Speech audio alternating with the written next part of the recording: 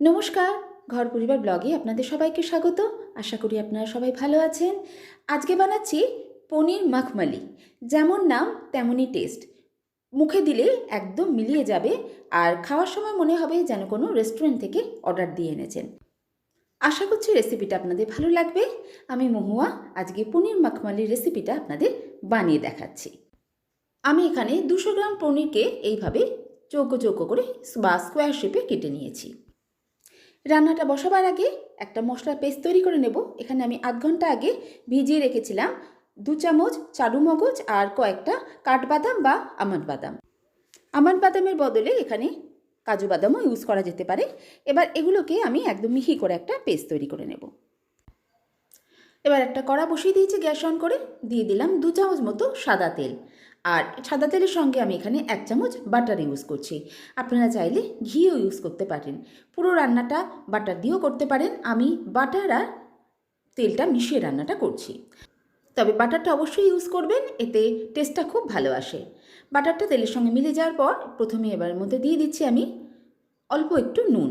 প্রথমে পনিরটাকে ভেজে নেব। পনিরগুলো এবার এক এক করে তেলের মধ্যে ছেড়ে দিচ্ছি। পনিরগুলো যেহেতু তেল আর বাটার দিয়ে আমি ভাজবো, এতে পনিরের টেস্টটাও খুব সুন্দর আসে। আর রান্নাটাও যেহেতু বাটারে আর তেলের মধ্যে দিয়ে হবে, এজন্য রান্নার টেস্টটাও খুব সুন্দর আসে।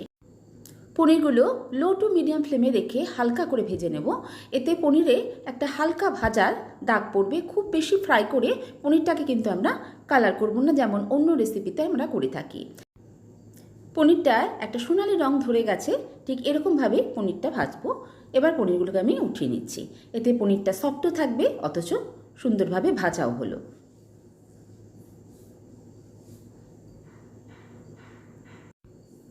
পনিরগুলো তুলে নেওয়ার পর এবার এই তেলের মধ্যে বাকি রান্নাটা করব। প্রথমে এখানে ফোড়নে দিয়ে দিলাম 1/2 চামচ সাদা জিরে, একটা শুকনো লঙ্কা, আর দিয়ে দিচ্ছি গোটা গরম মশলা, ছোটো এলাচ, দারচিনি আর লবঙ্গ। ফোড়নটাকে খানিকক্ষণ ভেজে নেব, যতক্ষণ না এর থেকে সুন্দর একটা গন্ধ বেরিয়ে আসে। ফোড়নটা ভেজে নেওয়ার পর প্রথমে এবার এর মধ্যে দিয়ে দিলাম আদা আর কাঁচা লঙ্কা বাটা। কয়েক সেকেন্ড ভেজে নেব।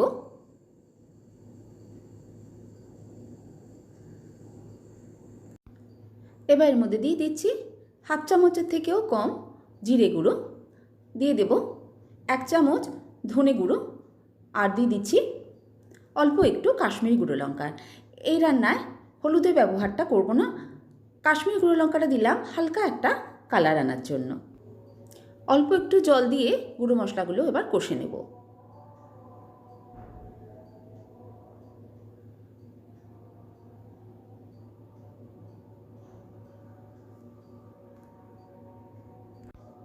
গুঁড়ো মশলাগুলো কষে নেওয়ার পর এবার এর মধ্যে দিয়ে দিচ্ছি 3 চামচ ফ্যাটানো টক দই। ফ্লেমটাকে লো করে দিয়ে এবার টক দইটাকে ভালো করে সমস্ত মশলার সঙ্গে মিশিয়ে নেব।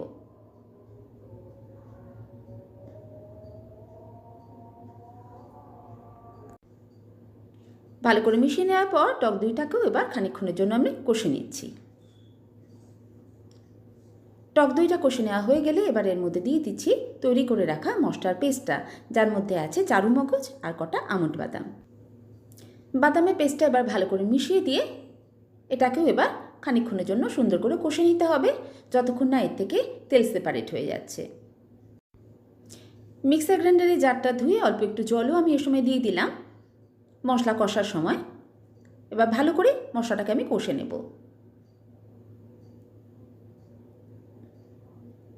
মশলা কষার সময় মাঝে মাঝে একটু এভাবে নেড়ে দিতে হবে, আর ফ্লেমটাকে লোতে রেখে কষতে হবে, কারণ এর মধ্যে যেহেতু বাদাম আছে আর চারু মগজ আছে, তলায় লেগে যাওয়ার একটা সম্ভাবনা থাকে।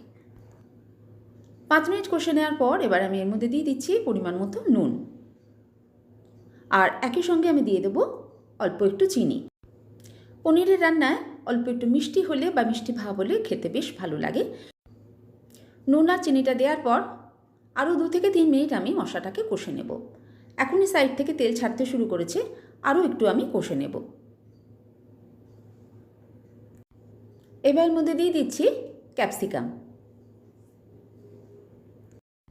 আর একই সঙ্গে দিয়ে দিচ্ছি 1 চামচ কাসুরি মেথি। ক্যাপসিকামটার সঙ্গে এবার মশলাটাকে আমি কিছুক্ষণ কষে নেব।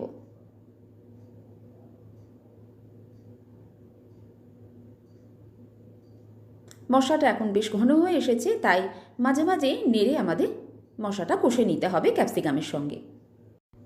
ক্যাপসিকামটা 1 মিনিট কষে নেওয়ার পর এবার এর মধ্যে দিয়ে দিচ্ছি ভেজে রাখা পনিরের টুকরোগুলো। পনিরটা মশলার সঙ্গে ভালো করে মিশিয়ে নিচ্ছি। তারপর পনিরটাকেও আমি খানিকক্ষণ কষে নেব।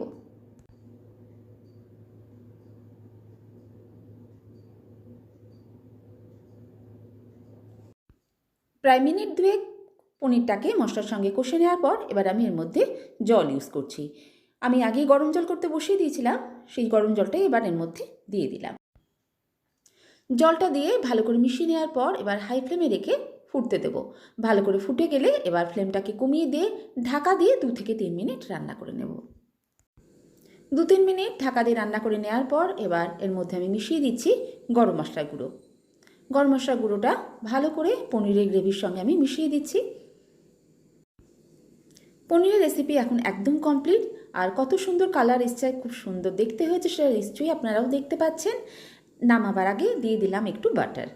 বাটারটা নামাবার আগে দিলে এর টেস্টটা কিন্তু আরও দুর্দান্ত হবে, তাই অবশ্যই একটু বাটার নামাবার আগে দেবেন। হালকা হাতে মিশিয়ে দেবো বাটারটা।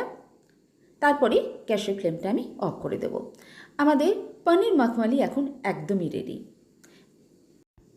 স্ট্যান্ডিং টাইমে ঢাকা দিয়ে 5-7 মিনিট রেখে তারপর সার্ভ করে দেবো, যাতে বাটারের ফ্লেভারটা রান্নার মধ্যে খুব সুন্দরভাবে মিশে যায়। এবার আমি একটা বাটি নিয়ে নিচ্ছি, বাটির মধ্যে সার্ভ করে দিচ্ছি আমাদের আজকের রেসিপি পনির মাখমালি। পনির মাখমালি একদমই মুখে মিলিয়ে যাওয়ার মতো একটা রেসিপি। এরকম একটা রেসিপি ভাত, রুটি, পরোটা, নান বা পোলাও সব কিছুর সঙ্গে আপনি সার্ভ করতে পারেন, বা বাড়িতে কোনো বিশেষ অকেশনেও একদম স্পেশালভাবে বানাতে পারেন। আশা করছি এটা সবারই ভালো লাগবে। আর রেসিপিটা ভালো লাগলে একটা লাইক, শেয়ার ও সাবস্ক্রাইব করতে ভুলবেন না। আর এই রকম নতুনত্ব রান্নার বা ইউনিক রান্নার নোটিফিকেশান পেতে বেল আইকনটাকেও প্রেস করে নেবেন, যাতে আমি যখনই কোনো রেসিপি আপলোড করি সেটা আপনার কাছে সরাসরি পৌঁছে যায়। আজ এই পর্যন্তই। আবার কোনো নতুন ভিডিও নিয়ে আপনাদের সঙ্গে দেখা হচ্ছে। সবাই ভালো থাকবেন, সুস্থ থাকবেন, আনন্দে থাকবেন।